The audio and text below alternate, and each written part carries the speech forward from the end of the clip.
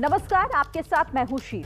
महाराष्ट्र का सियासी संग्राम गुजरते वक्त के साथ और भी ज्यादा तेज होता जा रहा है। जमानत पर जेल से छूटने और 3 दिन तक इलाज कराने के बाद आज जब नवनीत राणा मुंबई के लीलावती हॉस्पिटल से बाहर निकली तो उनके तेवर पहले से भी ज्यादा तल्ख दिखाई दिए। उद्धव ठाकरे की सरकार भी राणा दंपति की बेल को चुनौती देने पर विचार कर रही है।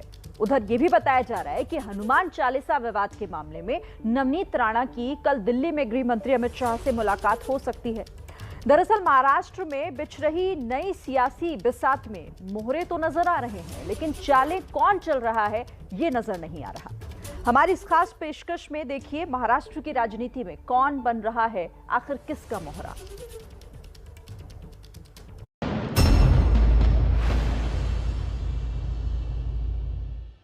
चैलेंज करती हूँ कि लोगों के बीच में आकर इलेक्शन लड़कर चुन के दिखाइए, जनता के सामने आकर आप लड़के दिखाइए और आपके सामने एक महिला ताकत किस तरीके से खड़ी रहेगी वो मैं आपको जवाब दूंगी।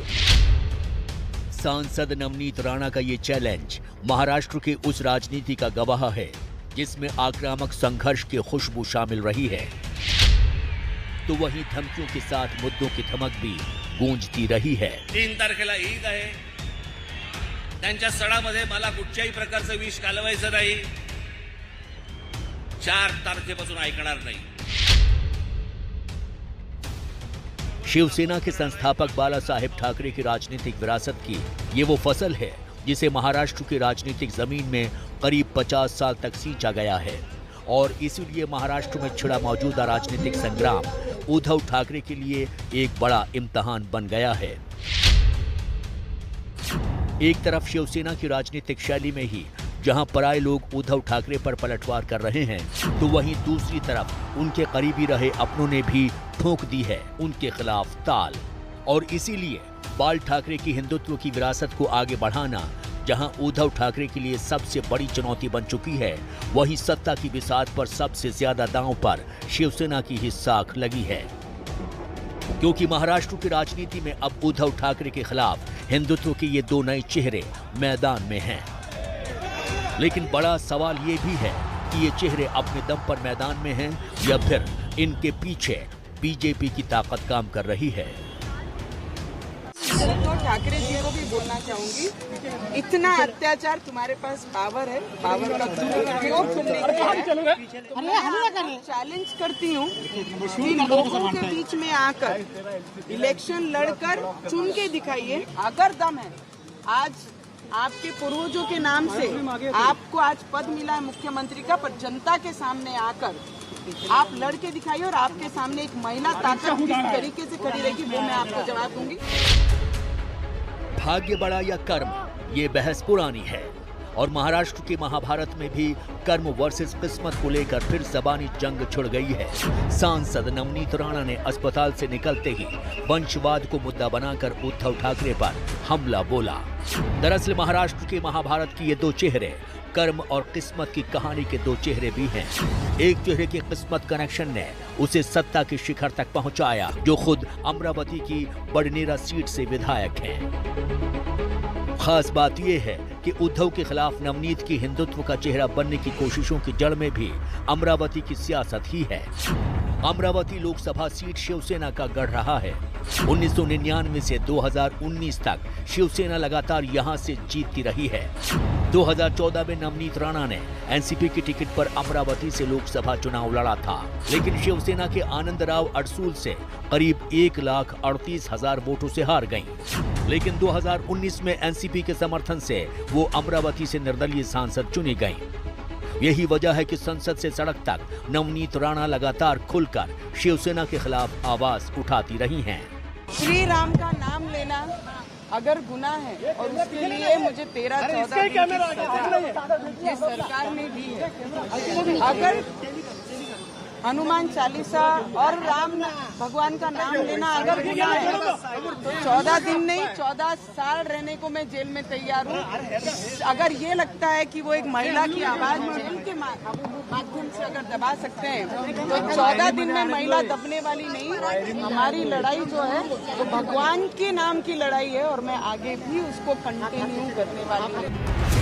शिवसेना के खिलाफ हमलावर हुई नवनीत राणा पिछला चुनाव एनसीपी और कांग्रेस के समर्थन से जीती थी, लेकिन एनसीपी के शिवसेना के साथ जाने के बाद नवनीत का फायदा पाला बदलने में ही है और इसीलिए नवनीत राणा के जरिए बीजेपी भी अमरावती जिले और इसके जरिए विदर्भ में अपने लिए चुनावी फायदा देख रही है।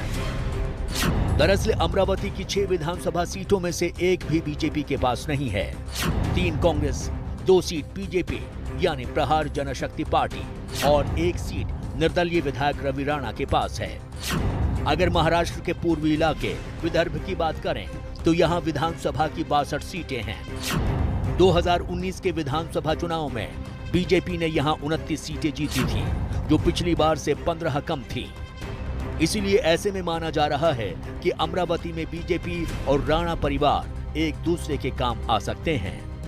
महाराष्ट्र में न्याय नहीं मिल रहा है, न्यायालय पे हमारा विश्वास है, पर यहाँ की यंत्रणा पूरी तरह मुख्यमंत्री के दबाव में, हम केंद्र से न्याय मांगेंगे और उसी तरह जो संजय राउत और अनिल परब और मुख्यमंत्री की जो फाइल रेडी है, जो लोगों पे टांगती तलवार जो कार्रवाई की बची हुई है, उन पे कड़क कार्रवाई होना चाहिए, ये हम केंद्र से मांग करेंगे।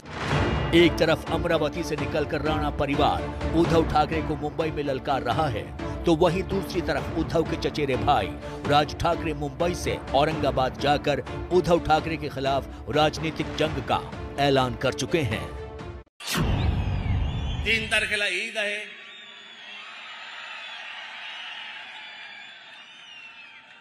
त्यांच्या सणामध्ये मला कुठच्याही प्रकारचं विष कालवायचं नाही। 4 तारखेपासून ऐकणार नाही। औरंगाबाद वो जगह है जहां कभी बाल ठाकरे ने हिंदुत्व का दांव खेला था। उसके करीब 34 साल बाद उनके भतीजे राज ठाकरे ने भी यहीं से हिंदुत्व का नारा बुलंद किया। दरअसल 1988 में औरंगाबाद नगर पालिका के चुनाव में शिवसेना को 27 सीटों पर जीत हासिल हुई थी और शिवसेना का यहां 20 साल तक कब्जा रहा। लेकिन 2015 में औरंगाबाद नगर निगम में AIMIM दूसरी सबसे बड़ी पार्टी बनी और 2019 में औरंगाबाद लोकसभा सीट भी AIMIM ने जीत ली। खास बात यह है कि औरंगाबाद जिले में 69% हिंदू और सिर्फ 22% मुस्लिम हैं और यही वजह है कि हिंदुत्व के नए पोस्टर बॉय बनने की कोशिश में जुटे राज ठाकरे ने औरंगाबाद से ही अपनी नई राजनीतिक जंग का ऐलान किया है। पिछले कुछ दिनों से राज ठाकरे हिंदुत्व के मुद्दे पर मुखर होकर बोल रहे हैं। पिछले काफी समय से मस्जिदों में लाउडस्पीकर्स पर अजान के मुद्दे को भी उन्होंने गरमा रखा है। दरअसल कभी मराठी मानुस की राजनीति करने वाले राज ठाकरे अब खुद को हिंदू नेता के रूप में स्थापित करने में जुटे हैं और इसीलिए उन्होंने अब हिंदुत्व की राह पकड़ ली है। 4 जून को उनका अयोध्या जाने का भी कार्यक्रम है, जिसकी तैयारियां चल रही हैं। लेकिन राज ठाकरे की इस यात्रा को लेकर भी नया राजनीतिक घमासान मचा हुआ है। प्रभु श्री राम सबके भगवान है, एक धर्म के नहीं है, सबके लिए उनका आशीर्वाद रहा है देश के लिए। लेकिन कोई नकली भाव से जाता है या राजनीतिक भाव से जाता है या किसी को ऊंचा नीचा दिखाने के लिए जाता है, तो प्रभु श्री राम जी का आशीर्वाद नहीं मिलता।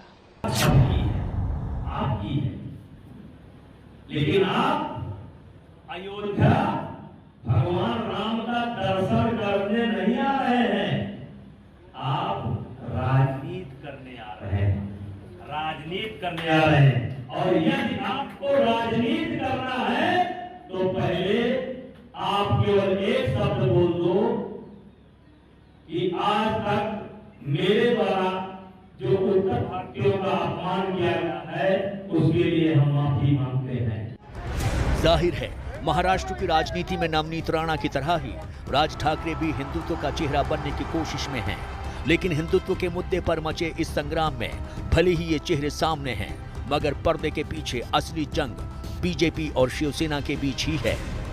दरअसल बीजेपी चाहती है कि राज ठाकरे ऐसे नए हिंदुत्ववादी नेता के रूप में उभरें जो राज्य में उन शिव सैनिकों को मंच दें जो शिवसेना की हिंदुत्व की लाइन से हटने से नाराज हैं। राज ठाकरे का कद बढ़ने से शिवसेना को वोटों का नुकसान हो सकता है, जिसका सीधा फायदा आखिरकार बीजेपी को ही होना तय है। दरअसल इस साल मुंबई नगर निगम के चुनाव भी होने हैं।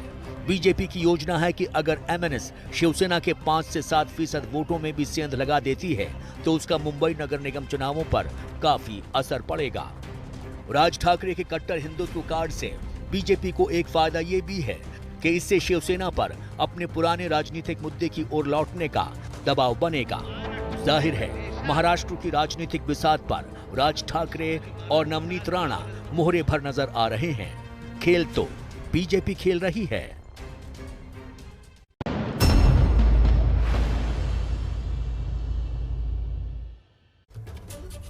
एक बड़ी खबर इस वक्त आपको बता दें, जो कि राजस्थान के जोधपुर से आ रही है, जहां पर फिर से हिंसा की खबर है। जोधपुर में चाकूबाजी की घटना हुई है। बताया जा रहा है कि जोधपुर के खंडा फलसी पुलिस थाना क्षेत्र में एक नकाबपोश युवक आया और एक युवक को चाकू मारकर फरार हो गया। घायल युवक को पेट पे चाकू लगा है, उसे अस्पताल में भर्ती करा दिया गया है। चाकूबाजी की घटना के पास का एक सीसीटीवी फुटेज भी मिला है, जिसके आधार पर पुलिस अब आरोपी की तलाश कर रही है। जोधपुर में 6 दिन बाद आज ही पूरी तरीके से कर्फ्यू हटा है। इसके बाद चाकूबाजी की घटना से प्रशासन एक बार फिर अलर्ट पर है। मौके पर भारी तादाद में पुलिस बल को तैनात कर दिया गया है। ये वो सीसीटीवी फुटेज है जो कि अब इसी के आधार पर जांच आगे बढ़ा रही है पुलिस।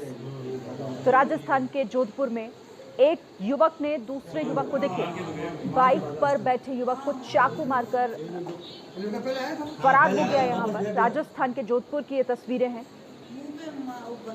मनीष शर्मा हमारे संवाददाता सीधा जुड़ गए हमारे साथ, सीधे उनका रुख कर लेते हैं। मनीष, क्या और जानकारी इस घटना से जुड़ी हुई हमारे पास? जी शीरीन, ये एक चाकूबाजी की घटना है और इसकी वजह से जोधपुर के किसी भी इलाके में तनाव के हालात नहीं है। खास बात यह है कि जिस युवक को चाकू लगा है वो उसकी पैर के हिस्से पर लगा है, उसके पेट या किसी संवेदनशील जगह पर चाकू का वार नहीं हुआ। सीसीटीवी फुटेज को अगर देखें तो आप देखेंगे कि एक व्यक्ति बाइक पर बैठा है और अचानक एक दूसरा लड़का उसके सामने से गुजरता है और हल्का सा चाकू का वार करके निकलता है। सबसे अहम बात यह है कि जिस व्यक्ति को चाकू लगा है उसका नाम दानिश है और ये वो व्यक्ति है जिसका, अगर आप पीछे की तरफ चले थोड़ा, तो जोधपुर का जो सबसे खौफनाक वीडियो एक सामने आया था जिसमें 2 युवक जो बाइक पर जा रहे थे उनमें से एक को पीछे से चाकू मारा गया था। तो बताया जा रहा है कि जिस शख्स ने चाकू मारा उसके साथ दानिश, यानी कि ये व्यक्ति जिस पर अब चाकू का वार हुआ है, ये शामिल था और संभवतः जो युवक जिनको चाकू लगा था जिनमें से एक को, उनमें से किसी ने बदला लेने की नीयत से संभवतः दानिश पर वार किया। लेकिन अहम बात, जिस तरीके से चाकू का वार हुआ है उससे लगता नहीं कि इरादतन उसको क्षति पहुंचाना उसका मकसद रहा होगा। ऐसे में पुलिस के लिए अभी सबसे बड़ी जो दिक्कत है वो इस मामले की जांच कि आखिर चाकू मारने वाला कौन था और उसने वार इस तरह से किया कि वो जांच नहीं लेना चाहता था। तो ये तमाम मुद्दे हैं जिनको पुलिस फिलहाल तलाश कर रही है सीसीटीवी फुटेज के जरिए और फिलहाल एफआईआर दर्ज कराने दानिश खुद पहुंचा है, लेकिन स्थिति सामान्य है। तनाव जैसे हालात फिलहाल जोधपुर में नहीं है। जी श्री, ठीक है, शुक्रिया आपका मनीष शर्मा हमारे साथ जुड़ने के लिए और इस जानकारी को हम तक पहुंचाने के लिए। तो जोधपुर की हर अपडेट हम आपको आगे भी लगातार सबसे पहले बताएंगे। फिलहाल आगे बढ़ते हैं बुलेटिन में, बात कर लेते हैं महाराष्ट्र की, जहां महाराष्ट्र में हिंदुत्व को लेकर शुरू हुई लड़ाई अब अयोध्या के अखाड़े तक पहुंचने वाली है। पहले राज ठाकरे ने राम की नगरी में दर्शन का ऐलान कर दिया, तो जवाब में अब शिवसेना भी अयोध्या में अपनी ताकत दिखाने जा रही है।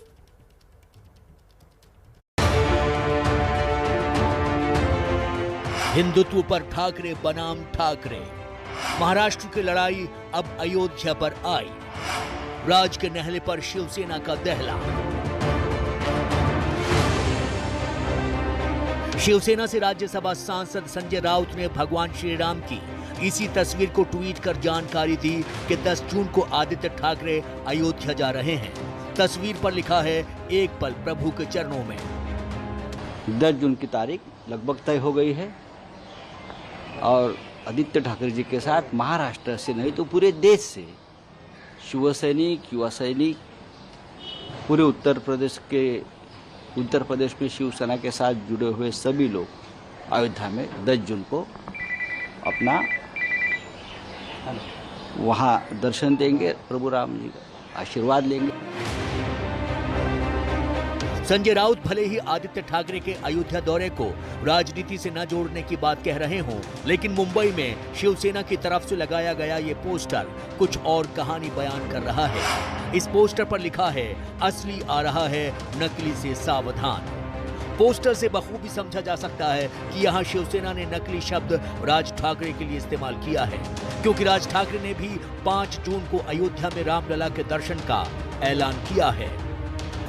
आणि नंबर 2, 5 जून या दिवशी मी माझ्या सर्व सहकाऱ्यांसह अयोध्येला जाणार आहे। जाहिर है असली लड़ाई हिंदुत्व की है, हिंदू हृदय सम्राट बनने की है, जो अब अयोध्या में राम दरबार तक पहुंच गई है। अब तक मुंबई में उत्तर भारतीयों के खिलाफ राजनीति करने वाले राज ठाकरे अब हनुमान चालीसा और लाउडस्पीकर के मुद्दे को गरमाकर हिंदुत्व का नया चेहरा बनना चाहते हैं। लेकिन शिवसेना अपने पुराने गढ़ अयोध्या में ताकत दिखाकर राज का प्लान फेल करना चाहती है। राज ठाकरे को अयोध्या में सिर्फ शिवसेना से ही नहीं बल्कि बीजेपी से भी चुनौती मिलने वाली है, क्योंकि कैसरगंज से बीजेपी सांसद ब्रजभूषण शरण सिंह ने इनके विरोध का ऐलान किया है। ठाकरे साहब, अयोध्या आना चाहते हो, आओ। अयोध्या सबकी है, आपकी है, लेकिन आप अयोध्या भगवान राम का दर्शन करने नहीं आ रहे हैं, आप राजनीति करने आ रहे हैं, राजनीति करने आ रहे हैं। और यदि आपको राजनीति करना है तो पहले आप केवल एक शब्द बोल दो कि आज तक मेरे द्वारा जो उत्तर भारतीयों का अपमान किया गया है उसके लिए हम माफी मांगते हैं। अगर ये नहीं कर सकते हो तो उत्तर प्रदेश में तुमको पैर नहीं रखने दिया जाएगा। तो इंतजार कीजिए जून के महीने का, जब राम की नगरी अयोध्या में 3 दल आपस में टकराएंगे, अपनी अपनी ताकत दिखाएंगे।